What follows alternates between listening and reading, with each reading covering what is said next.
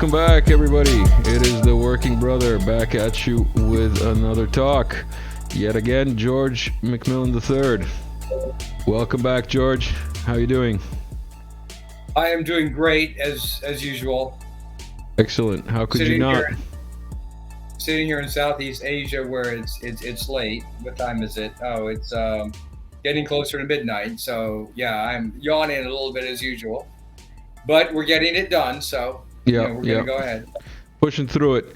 Last time we left off with Rousseau, Marx, and Nietzsche. Do you want to tell everyone where we're at and where we're going?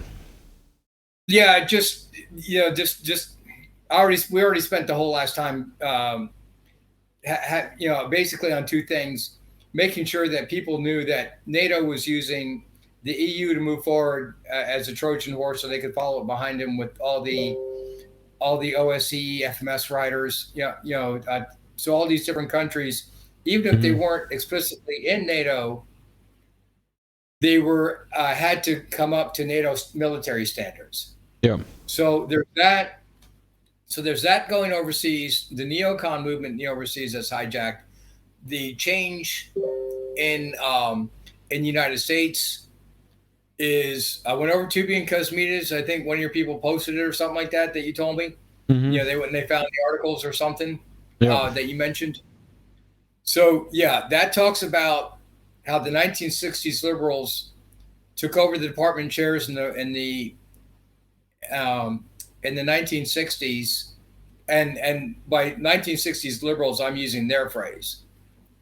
So they did that, and then since then, the Western university system, it doesn't matter whether it's United States, Canada, or Western Europe, they went from classical liberal to increasingly leftist. Yeah. And everybody knows that they've increasingly been getting rid of conservatives. But for those who do have time, and it's a very lengthy, very dense read, Tubi and Cosmides' Psychological Foundations of Culture, there's only two psychological premises to the entire philosophical and social sciences. The hardwired domain-specific premise, that's the two-gender premise, that's consistent with Darwinian evolutionary psychology, because you have to explain survival, self-survival, and survival of the species, and all of the micro and macro behavioral studies in the philosophical and social sciences. The second one is the domain general weak instinctual drive tabula rasa premise, that people can be infinitely shaped by their society. That premise was fostered by Marx and Engels in The Origin of the Family, Private Property and the State, 1884. Engels ended up publishing that himself after Marx's death, I believe. So so there's two foundational premises. In the Joaquin Flores video I did, and that quick rendition of the Unified Behavioral Theory, my research design is based on, there's only two teams that focused on a logically coherent foundational political economic philosophy. It's Hume Smith and Marx and Engels. Marx and Engels actually added, because it's an international movement towards a globalist utopia, international communism, they focused on the geopolitical asset. So to fill that box in the matrix, on my literature review matrix, I used Kant's perpetual peace. So Kant's perpetual peace, he's living in Königsborg, East Prussia at the time. He's never been, this is the old sailing ship days, so he's never been far away from home. He's living in a very high IQ, high educated culture. And he thinks the rest of the world is going to be like that. So his perpetual peace is really based on, he thinks he hasn't traveled the world. He doesn't know that other societies are just way different. So that's the bias to his Kantian peace triangle and his perpetual peace. So he thought that if you educated the masses, you have internally developed reasoning. So you'd be talking about Freud's internalization of norms is what you'd be talking about there. And then if everybody could become educated and have internalized norms, then a democratic society or republic could exist. And then you could even have a world full of them. Now, he's really just talking about the European societies that he came in contact with. So, okay, Königsberg was on the Baltic. So he's really talking about he's talking about where democracies exist today, but he's never traveled outside the region where they didn't exist since, and they never have existed. So that would be the knock on that. And then, Hegel doesn't think that democracies are enduring systems for the reasons argued by Plato and Aristotle. So Hegel's a statist. He's actually, a German idealist. Marx is he's a communist idealist. They were against the Fabian socialists and the utopian socialists. They thought that they were naive. They thought you had to completely change society and basically kill off a couple of generations before communism would take hold. But again, it's based on the infinitely malleable foundational premise. So the domain-specific premise in evolutionary psychology, or just psychology, that is compatible with the Hume-Smith Kant model. Then the domain-specific, because it's Marx or Engels, specifically argues it, is consistent with the Rousseau-Marx-Engels model. So you get two foundational premises in evolutionary psychology that actually directly match. The only two teams that actually tried to build a logical, competing philosophical views that are laterally integrated: foundational philosophy, political philosophy, economics, and then geopolitics, if you put them in a matrix like that. Because what I do in my unified behavioral theory is I do that after the Soviet Union collapsed and the other countries were glad to get rid of communism, as Francis Fukuyama wrote in his book, The End of History and the Last Man. He's making a history to Hegel and Nietzsche. It says liberal democracies triumph over communism. The last great ideological experiment to see is if this will actually outlast a Christian culture. Because right now you still have the old Protestantism and Catholic religions phasing out in Europe, where agnosticism and atheism is taking hold because of the change in the university system. So what I was arguing was the Rousseau-Marx-Engels premise should have been abolished across the philosophical and the social sciences. I mean, across the board. And they should have focused on integrating a Hume-Smith Kantian model. Everything that Adam Smith has done since in qualitative description is now into Cartesian theory, Cartesian statistical models and equations.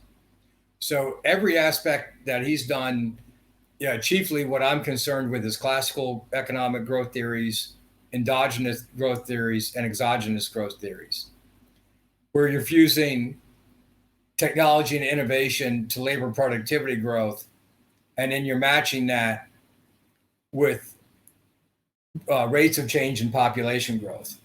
So in that sense, I'm actually using a Hume-Smith over Malthus Kantian model.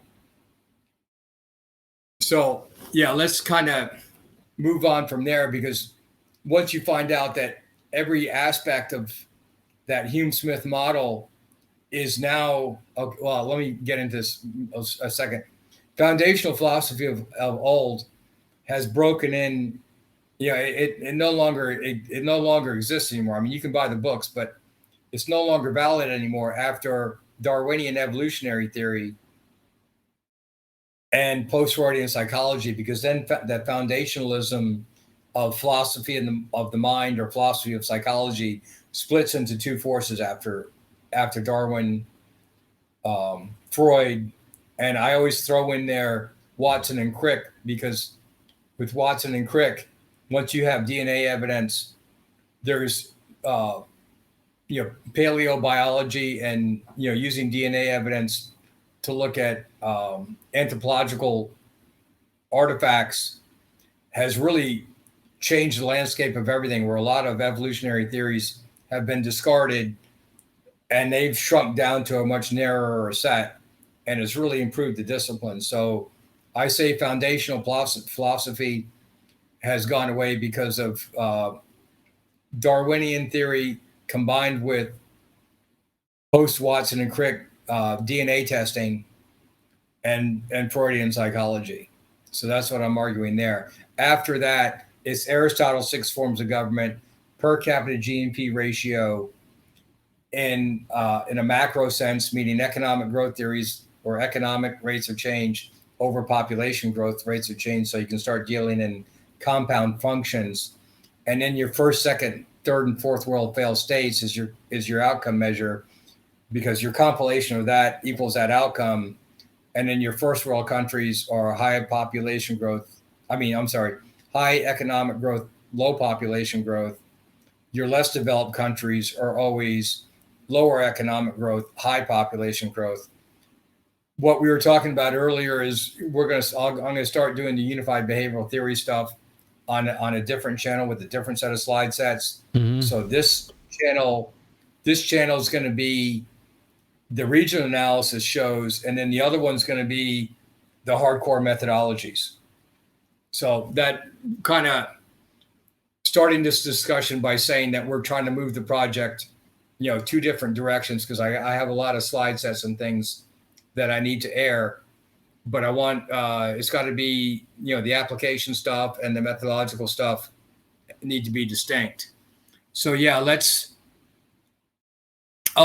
before I was talking about Rousseau, whether Rousseau, Marx with private property and the state, or later with Gramsci and the New Left and the Frankfurt School, and then the deconstructional school with Foucault and Derrida, I'll go ahead and lump them in together, but for just now, they're all on the domain general. And even Foucault in his his interview with Noam Chomsky back in the 70s was even, they got into a debate because Noam Chomsky, with his linguistics, says people have an innate ability for language. Mm-hmm. So his work in language says that language is innate. Well, right there, if you're saying it's innate rather than it's mostly, you have the innate ability that's, of course, perfected through learning, but it's nevertheless innate. So when he was talking to Foucault, if he thought anything was innate, Michel Foucault said no, and then doubled and tripled down on no. And they had a little discussion on that during that interview. So yeah, you get into another ball of wax, and I'm just going to tell people that it exists, and we're going to answer it on the other show down the road. And it's going to take a long time to get there because you got to go step by step. Yeah. But the field of psychology, like I said, I was using Fromm's easily, his Anatomy of Human Destructiveness. If I can, before you continue, if I can just leave a footnote. When George says this channel, he means his channel. because these videos are copied by him onto his channel. So what he's actually saying is that other than the Working Brother channel where he will be visiting, he will have two separate channels, one for the analytical stuff and one for the theory, right? Yeah. Well, Yeah. we work together. Yeah. Yeah. Just to clarify. Well, I mean, I think we've been chatting every day for, I don't know, almost a year now. Basically, yeah. So with Fromm's theory, and I throw this out as just one of those things. Erich Fromm, who's got by far the greatest and actual real theory of human behavior, and we'll discuss what real theories are in a hypothetical deductive sense down the road. But it actually is the overarching dichotomy that can subsume that big, huge personality theory schematic that Salvador Mati did in his early books in the 1970s titled Personality Theories, a comparative analysis. So if you line up Freud's Beyond the Pressure Principle, Fromm's Anatomy of Human Destructiveness, and Salvador Mati's psychological personality theories, comparative analysis, that actually puts 100% of the psychological personality theories explaining disorders into one single schematic. And that's existed forever, but it exists on a domain-specific hardwired premise. The modern feminist movement came in and got rid of the followers of Freud and replaced it with the domain general premise.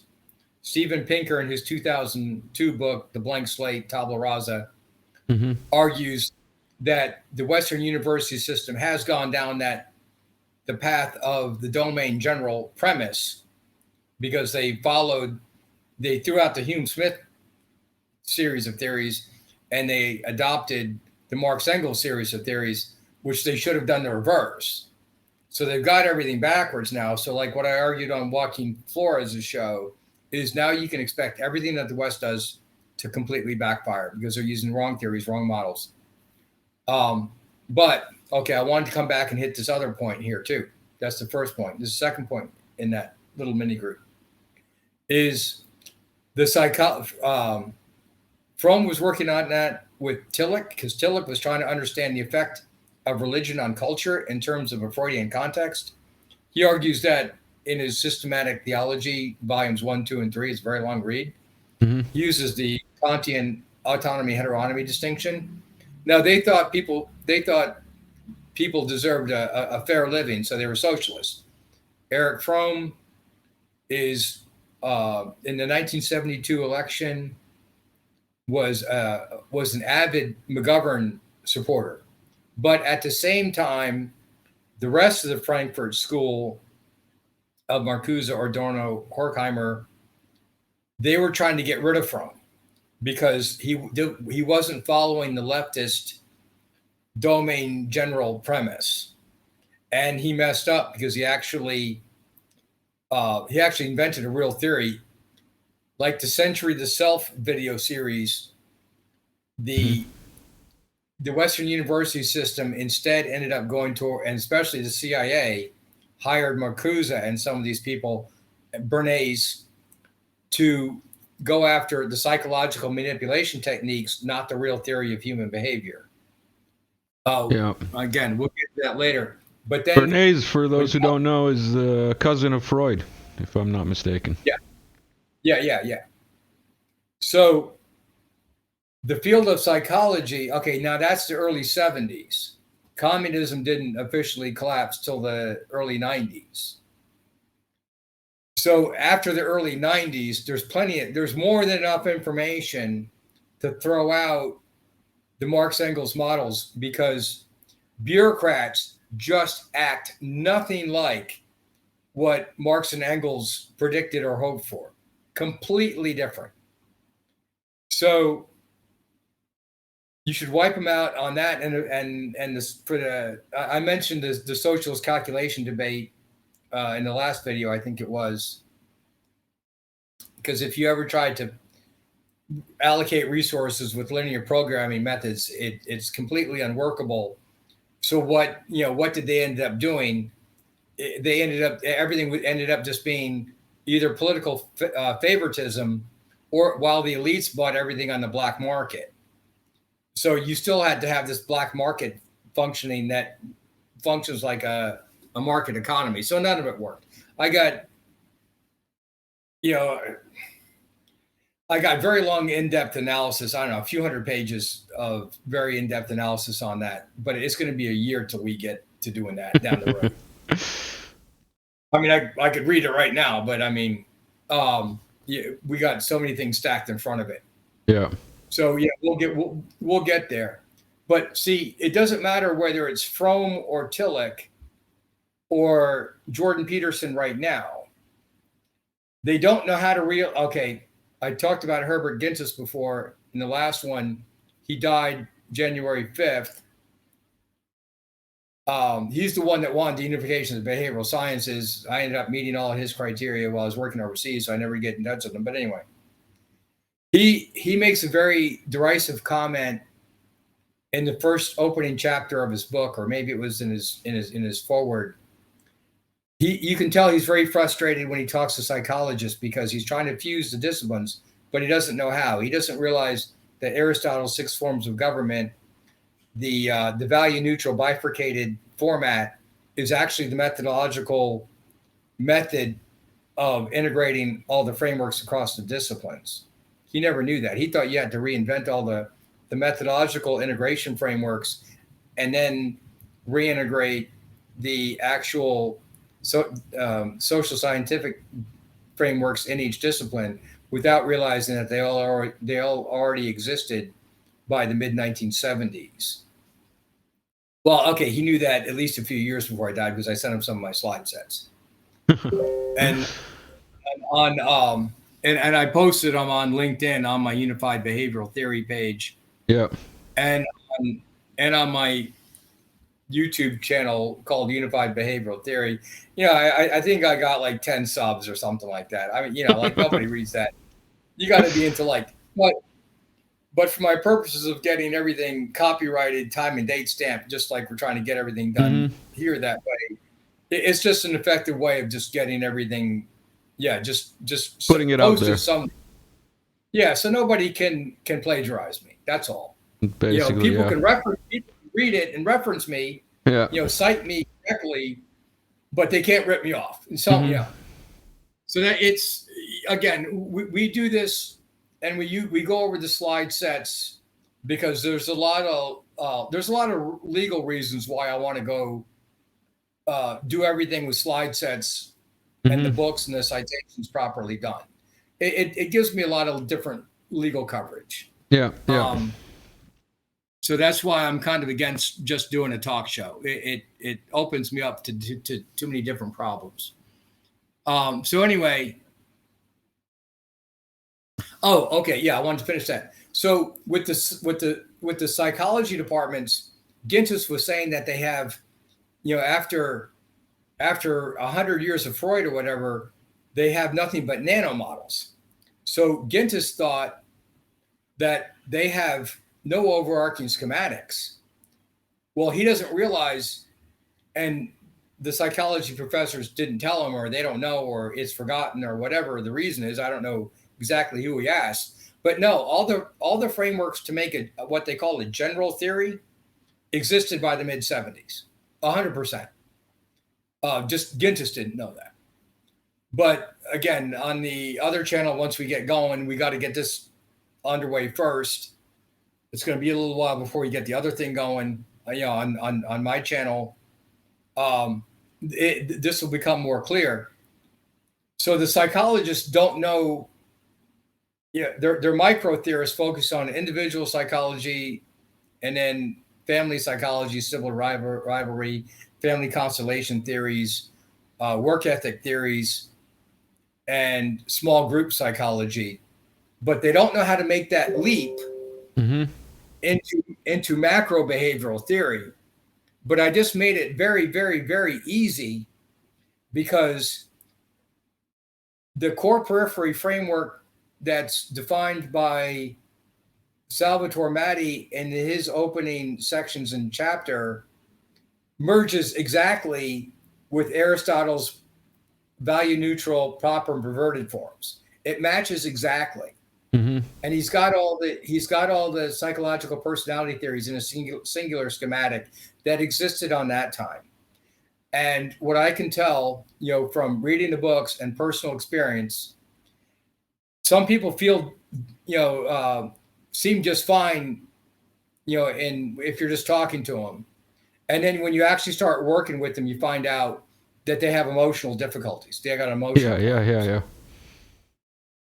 So, and you sometimes you just really only know that by working with somebody. You're not going to know that, if these people go and get psychological therapy, but on the job, it. Yeah. On the job, Normal people, I don't bother psychoanalyzing because normal people just compete for resources and mates in a rational way, and people have conflict. That's normal. Mm-hmm. It's when people start doing some strange things that are really, they're either zero-sum sabotage, which means they're very selfish, extremely selfish, Mm-hmm. or a lot of just extreme negative sum sabotage, which means they're a destructive personality and they actually have disorders. That's where your narcissism comes into play, and borderline personality disorder, Mm-hmm. and those things come to play. Again, they're very closely related. So what they've never done is extend it to the macro behavioral disciplines. And what I show in my unified behavioral theory is actually very easy. So you get a lot of psychological theorists that don't realize, they want to be nice people. So they want to be social. So they want to be socialist, to put it just, really. I mean, Jordan Peterson goes on about it, but he doesn't know how to connect it to the macro disciplines. Yeah. But none of the other psychologists ever do too. It's actually really easy. But then when you do that, then you're going to go towards the Smith-based theories, whether it's Adam Smith or Vernon Smith or the Austrian school. Mm-hmm. It's not one way or the other. And then when you start looking at population growth pressures, you really start to understand the systems and trade-offs, why it can't go that way. Yeah.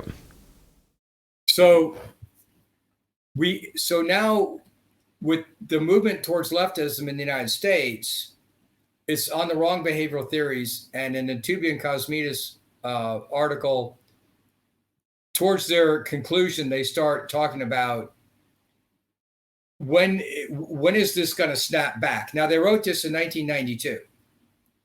So they're expecting, they don't know what problems are going to emerge because they're evolutionary psychologists. They're not macro theorists. But they're they just know that the abandonment of the scientific process by the Western university system cannot be good. Mm-hmm. Okay, they were students of E.O. Wilson, who wrote Consilience in 1998, talking about unity of the social sciences. Oh, I think we're losing George. Wilson. Oh, you're back. No, you're good. You're good. Yeah, I think Pinker and Tubia and Cosmides, a lot of those people were under E.O. Wilson at Harvard, if I'm not mistaken. So they don't know what's going to happen because they're evolutionary theorists, not macro theorists. They just don't think the outcome is going to be good. That's in 1992. We're in 2023 now. Our deficit's exploding. I already talked about the Adam Schechter article on video on Kitco News. I told people to watch, posted on my Telegram channel. So we discussed that. But yeah, this is the theories, micro and macro behavioral theories, actually line up perfectly. And you get a very predictive model. So that's what this is based on. So it was Nietzsche that thought that Western culture. He didn't think Hegel's statism was right. Okay, George. Let me just George, we lost you. George, we lost you for a bit. Hello, are you there? George, are you back? Talk to me. I'm here. All right, you're back. Let me find you. Yeah. There you are. All right. So, let me in reverse order, because Nietzsche started arguing against Hegel first and German idealism, thinking that people were, drunk on, what was the term he used? Drunk on utopianism. He said, I can't remember what it was. I haven't read the book in a long time. So, and he really disliked Marx. But then he says, well, Kant doesn't work. It isn't going to work out either. And he's a believer in the 1,000-year political cycles. So again, the left thinks that they're taking over the West now, and I mean the far left, Social Democrats of America and the different Marxist groups. So they think that they're going to reinvent, they're not going to go back to communism, but they're going to go back to socialism. But you have different groups in there that also are vying for control. And of course, the Klaus Schwab and the WEF and the Bilderbergers and the Council of Foreign Relations, they come up in every conversation in this. But you have different groups that want a one world government.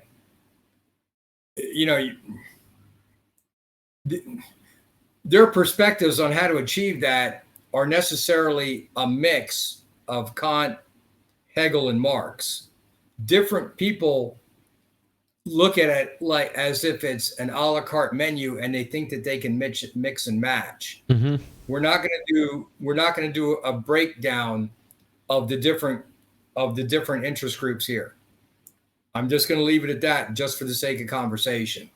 All right. We want to get through the next list. Let's take a break, George, before we get into the actual slides, and we'll call this a sidebar. And we will continue in about 3 minutes real time, and for the subscribers probably the next day. Thank you for giving us that insight into your thoughts, and I'm going to take it out with some music here. Everybody, thank you for sticking around.